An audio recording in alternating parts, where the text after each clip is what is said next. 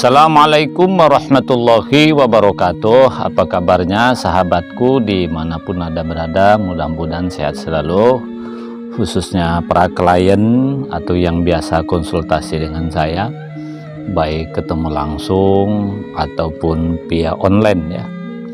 Mudah-mudahan pada bulan puasa ini, dalam mengakhiri Ramadan ini, kita senantiasa diberikan keberkahan dan kesehatan, sehingga kelak setelah kita mengakhiri Ramadan ini betul-betul menjadi yang la'alakum tatakun, menjadi orang yang bertakwa seperti bayi yang baru lahir. Amin Allahumma amin. Baiklah sahabatku semua, khususnya klien, ini ada klien yang bertanya kepada saya.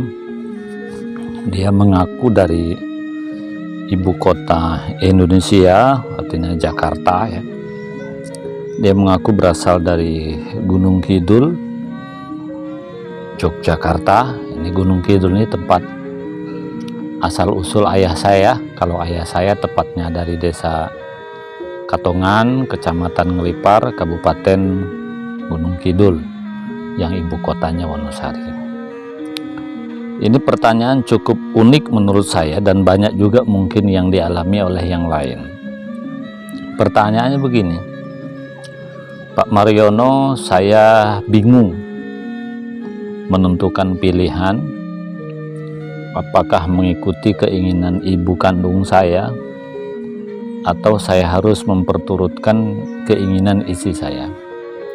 Ceritanya begini Pak, menjelang bulan Syawal, artinya menjelang hari raya, saya bekerja di sebuah perusahaan. Kebetulan perusahaan itu memberikan bonus atau THR. Nggak terlalu banyak sih Pak, THR-nya hanya sekitar 3.600.000, lebih sedikit tapi tak sampai 4 juta. Ibu saya nelpon saya, "Nak, THR-mu nanti tolong semen kuburan ayahmu yang 2 tahun yang lalu meninggal dunia." Sementara istrinya menginginkan uang THR yang 3.500.000 lebih itu agar segera menyelesaikan dapurnya. Artinya dia ingin istrinya itu dapurnya itu diperbaiki, dikasih wastafel, tempat piring-piring, intinya diperbaiki, dan biayanya memang sekitar 3 juta Pak. Sudah saya tanyakan, karena alasan isi saya nanti pada hari raya banyak tamu-tamu datang, bahkan mau ada acara kecil-kecilan katanya, silaturahmi keluarga istri. Nggak enak dapurnya itu belum direhab, belum untuk diperbaiki. Sementara ibu saya menginginkan uang yang sedikit tuh Pak untuk membuat kijing ya. Kalau ya kijing itu nyemen kuburan, katanya biayanya juga kurang lebih sama, sekitar 3 juta. Kemudian yang 500 nanti bantu ibu untuk semacam apa ya, membuat kue atau snack untuk doa. Di kampung saya ini biasa Pak, ketika selesai nyemen kuburan ada doa kecil-kecilan. Saya sih sebenarnya sudah pamitan dengan ibu, walaupun saya di Jakarta, tidak bisa pulang ke Wonosari karena saya memang ada anak kecil, oleh dokter tidak boleh dibawa pergi jauh-jauh. Ini menurut pendapat Bapak, mana yang harus saya ikuti Pak hukumnya? Apakah menyemen kuburan itu sesuatu yang harus dalam Islam, atau saya lebih bagus memperturutkan keinginan istri saya untuk memperbaiki dapur atau menyelesaikan dapur yang memang belum tuntas? Dan uangnya hanya itu Pak, karena kalau namanya gaji bulanan itu kan cukup untuk makan minum, paling lebih sedikit nabung untuk perbaiki rumah.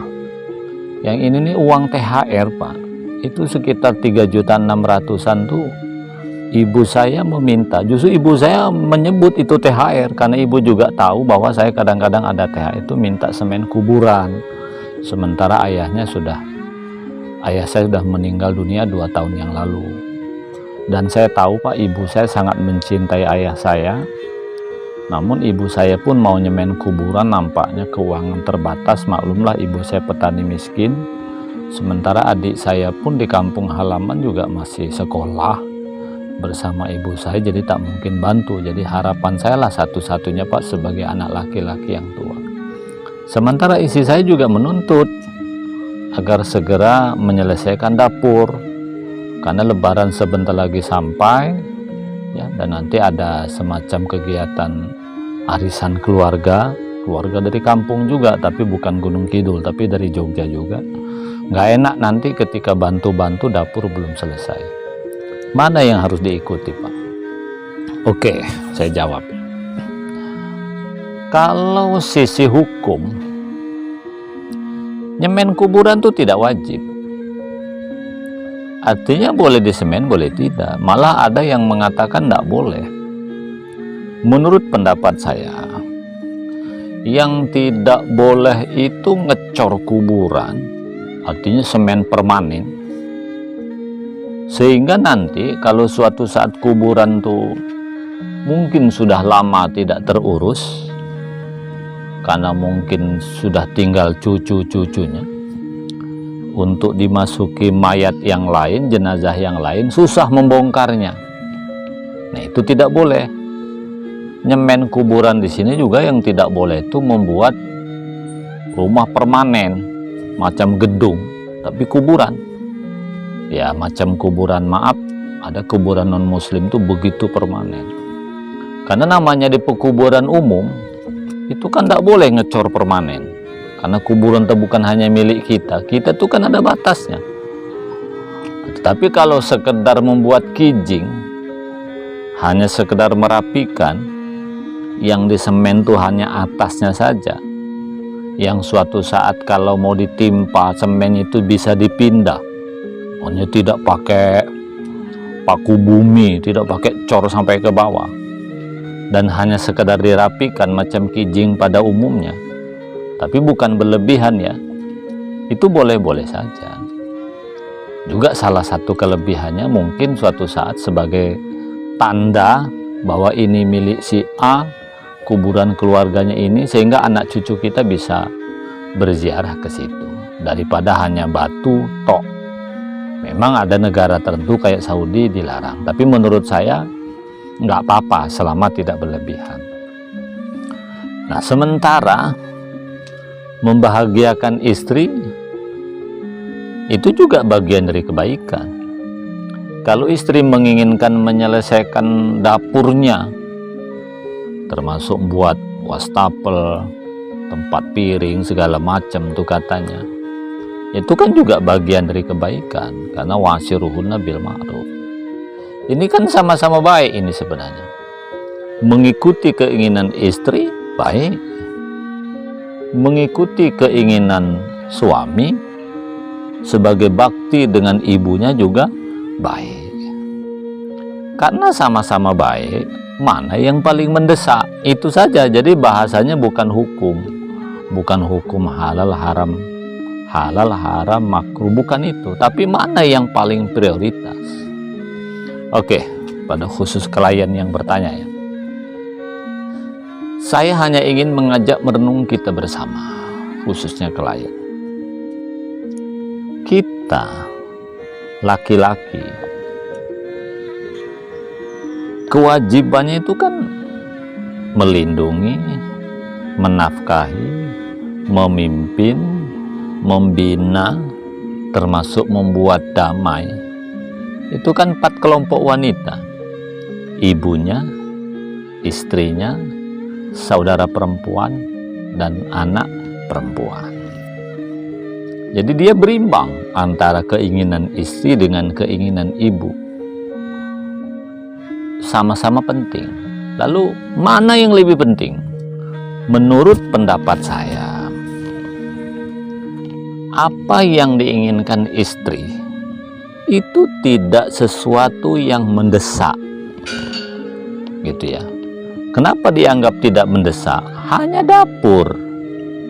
Kecuali misalnya Istri menginginkan harus beli beras karena kita tidak ada beras.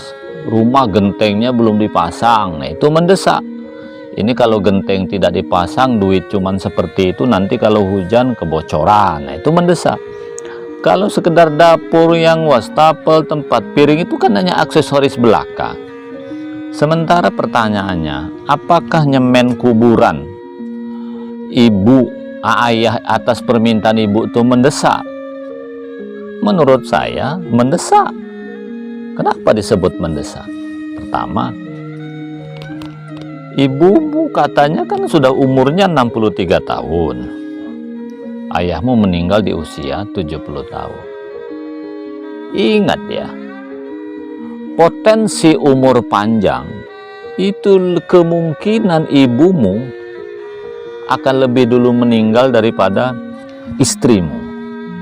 Apa maknanya? Membahagiakan istri dengan menservis dapur yang berupa aksesoris itu bisa ditunda dulu. Tapi kalau ibumu, jangan-jangan ibumu ya sekarang menginginkan nyemen kuburan itu, belum tentu juga tahun depan dia masih bertahan hidup. Apalagi cerita dirimu tadi ya, khusus klien yang bertanya, dia menginginkan sebelum meninggal dia sudah nyemen kuburan ayahmu dulu kan. Itu sebenarnya sebagai wujud cinta dari seorang istri kepada suaminya almarhum. Itu suatu kebaikan. Dan kita adalah anak laki-laki, wajib membahagiakan ibu yang mungkin umurnya nggak panjang lagi. Saya hanya ingin memberikan gambaran begini ya. Ini kebetulan kan rangkaiannya bulan puasa. Ada uang 3.600.000. Istri atau ibu? Bayangkan ya, kepada kita semua tentu, bukan hanya yang bertanya. Seharusnya pada bulan puasa ini kitalah yang melayani ibu kita yang usianya 63 tahun. Coba bayangkan dulu waktu kita puasa ya di kampung. Ibu kita dulu melayani makan minum kita, mulai berbuka, sahur, siang malam. Ketika lebaran tiba, ibu kita ya tidak pakai baju baru. Justru ibu kita ada yang jual ayam, kadang ada yang jual beras, jual kelapa, puntang-panting cari uang agar kita memiliki baju lebaran. Kalau yang perempuan mukena, yang laki-laki sarung, padahal ibu kita kadang-kadang mukenanya dijahit hanya untuk membahagiakan anaknya. Luar biasa kan ibu kita. Mestinya kita yang melayani ibu itu selama bulan puasa. Kita sudah merantau di Jakarta sudah sekian tahun lamanya. Nah, mungkin ini bakti terakhir kita dengan ibu kita. Ini kan hanya minta uang, sejumlah uang untuk nyemen kuburan. Kan tak seberapa banding pengorbanan ibu kita untuk kita. Mulai dari air susunya, mulai dari membesarkan kita puluhan tahun. Bayangkan, kita bersyukur punya ibu yang baik, mengasihi kita sepenuh jiwa. Kita bersyukur punya ibu telah dengan berjuang melahirkan kita, membesarkan kita dengan penuh kasih sayang. Jutaan wanita di luar sana membunuh bayinya dalam kandungan. Ada yang diaborsi, ada yang minum obat.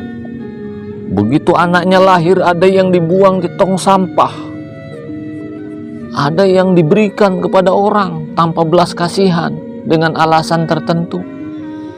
Ada yang dibunuh, ada yang dibakar, tidak menghendaki anaknya besar. Loh, kita bersyukur punya ibu mau mengurus kita. Apalagi ibu kita zaman dulu kan menyusui kita bukan sebulan, 2 bulan, 2 tahun. Coba kita bayangkan, ibu kita menyusui kita Sehari menurut dokter rata-rata 8-12 kali. Artinya ibu kita menyusui kita itu sekitar 1 liter. Makanya ibu kita dulu kalau lagi menyusui makan tuh harus banyak sayur, karena supaya air susunya banyak. Coba kita hitung, kalau sehari ibu kita menyusui kita itu 1 liter lebih katakanlah ya, 1 tahun berarti 400 liter. Kalau 400 liter susu ibu kita minum, berapa harganya? Kalau kita pergi ke minimarket, susu bebelak yang premium, nggak terlalu mahal, itu 800 mili, nggak sampai 1 liter, nggak sampai 1 kilo. Ya, itu 100.000. Artinya, kalau dijumlahkan ya, 100.000 1 liter kali 400 air susu ibu kita minum dalam 1 tahun, dikalikan 600 kelebihan susu ibu dibanding susu sapi. Coba kita hitung, 2,4 miliar. Harga susu ibu yang telah kita minum yang membesarkan kita ini, itu sudah 2,4 miliar. Belum lagi yang lain membesarkan kita, makan, minum. Kita jangan membayangkan ibu kita seperti emak-emak zaman sekarang. Emak-emak zaman sekarang gampang, masak tinggal putar gas LPG, tek, keluar api. Air semua ada pakai keran. Emak kita zaman dulu ngambil air jauh, masak kadang, ya Allah, untuk menghidupkan apinya saja 15 menit itu menghidupi kita, membesarkan kita siang malam. Mak sekarang banyak selpang-selpong, mak dulu nggak sempat. Maksud saya, jangan banding-bandingkan antara ibu kita dengan istri kita, nggak ada bandingan. Makanya kita menjadi suami itu jangan jadi KOB, kalah oleh bini. Kalau ibu kita minta uang untuk nambah sawah baru, sementara istri kita minta uang untuk mengobati sakitnya, maka dulukan istri. Tapi kalau masalah ini, menurut saya, dulukan keinginan ibu kita. Apalagi ibu kita ingin menunjukkan kasih sayangnya kepada anak. Ini juga berupa pendidikan loh, jangan salah ya. Bahwa dia sangat mencintai suaminya, ayah kita yang sudah meninggal dunia 2 tahun yang lalu. Dan ingat, ayah kita adalah pahlawan kita. Coba kita bayangkan ayah kita. Terlalu banyak laki-laki di luar sana. Begitu anaknya lahir tak bertanggung jawab, dia minggat anaknya nggak diurus. Ini ayah kita membesarkan kita, walaupun dengan semua keterbatasan. Bayangkan ayah kita dulu, pergi pagi pulang sore, bahkan kadang tidak pulang-pulang. Untuk anaknya, untuk kita. Makanya dalam setiap doa, kalau renungan ya, saya sering sampaikan dalam doa itu, terima kasih ayah, engkau telah membesarkan aku. Terima kasih ayah, engkau telah selalu ada untukku. Andai ayahku meninggal terlalu cepat ayah, aku berjanji akan mengurus bunda, dan aku akan berjanji menyekolahkan adik-adikku ayah, dan aku berjanji akan rukun selalu dengan adik-adikku sebagai darah dagingmu ayah. Itu janji kita. Bukankah berbakti kepada orang yang meninggal dunia, apa yang dicintai ayahnya harus kita juga cintai? Ya tentu yang dicintai ayahnya kan bunda kita. Maka kita pun harus sayang dengan bunda kita sebagai wujud bakti kepada ayah kita. Jadi jawaban saya kepada klien yang bertanya ini, untuk pelajaran yang lainnya, ini tentu bukan hanya pertanyaannya tentang kijing, untuk yang lain juga. Jadi ketika ibu kita menginginkan yang terbaik, istri kita juga menginginkan yang terbaik. Kalau istri salah, ibu yang baik, tentu jelas ibu dulukan. Gitu ya. Atau sebaliknya, ibu menginginkan yang salah, istri yang benar, dia dulukan istri karena berimbang dia. Yang saya maksud ibu salah tuh misalnya ibu minta belikan kalung 5 gram, sementara istri minta cepat selesaikan SPP anak atau bayar hutang, kan dulukan istri karena emas nggak terlalu penting. Tapi kalau untuk bayar sekolah, kemudian bayar hutang itu kan wajib, maka ikuti istri.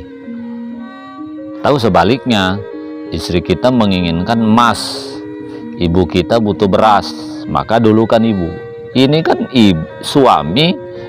istri hanya sekedar untuk minta rehab atau percepat selesaikan dapur, sementara ibunya menginginkan membuat kijing. Dan dia mengatakan tadi, ya saya ingin sebelum meninggal dunia ayahmu sudah dibuatkan kijing kuburannya. Ini kan sesuatu yang baik. Dan kijing berapa sih harganya? Anggaplah 4 juta berikut dengan ya mimpin doanya kelak. Itu kan tidak terlalu mahal. Loh, ibu kita membesarkan kita, membiayai kita kan sudah saya sebut tadi miliaran. Belum lagi yang lain. Kita bersyukur dibiarkan hidup oleh ibu kita, belum lagi yang lain. Jadi oleh karena itu mari kita berbaktilah dengan ibu dan ayah kita, tentu tanpa harus menyakiti istri kita. Jangan sampai kita sayang dengan istri, sayang dengan anak, sayang dengan jabatan, sayang dengan pekerjaan, melupakan membahagiakan ibu kita. Ini sesuatu yang tak bisa dibanding-bandingkan, ya. Begitu juga kita sebagai anak tua, ini kan yang klien tadi yang mengakukan anak tua. Sebagai anak tua itu tanggung jawabnya tidak mudah, ya, karena harus berbakti kepada ibu, mengurus adik-adik, ya, karena anak laki-laki ini kan wali bagi adik-adik kita, apalagi adik kita itu yang perempuan. Maka ayo kita kerja keras. Jadi jawabannya sudah dapat dipahami, ya. Meskipun istri penting, ibu juga penting, tapi pendapat saya dulukan ibu, karena belum tentu ibu juga panjang umur, karena umur sudah 63, ya. Dan itu juga wujud bakti kita kepada ayah kita, ya. Siapa tahu dengan kita mendahulukan ayah kita membuatkan kijing tadi, nanti selesai kita ajak anak kita ke kuburan nenek kakeknya. Suatu saat kita bilang dengan anak kita, nak, ini kuburan kakekmu sayang, dia orangnya baik, ini ayah yang membuat kijingnya, nak. Nah, sebenarnya itu sedang ngajari anak kita agar kelak anak kita ketika sudah punya anak, berarti cucu kita itu, ya, akan melakukan perbuatan baik yang sama seperti yang kita lakukan dengan ayah kita. Ini kan balas membalas juga. Makanya saya juga sering ingatkan kepada semuanya, pastikan ajak anak kita pergi berziarah ke kuburan kakeknya, orang tua kita. Sebab kalau kita tidak mengajak anak-anak kita pergi ke kuburan kakeknya, ya suatu saat anak kita pun ya mungkin juga tidak akan mengajak anaknya, berarti cucu kita, berziarah ke kuburan kita. Jelas, ya? Saya kira itu mudah-mudahan dan manfaatnya, khusus klien nanti yang belum jelas bisa ditanyakan lagi. Cukup sekian. Assalamualaikum warahmatullahi wabarakatuh.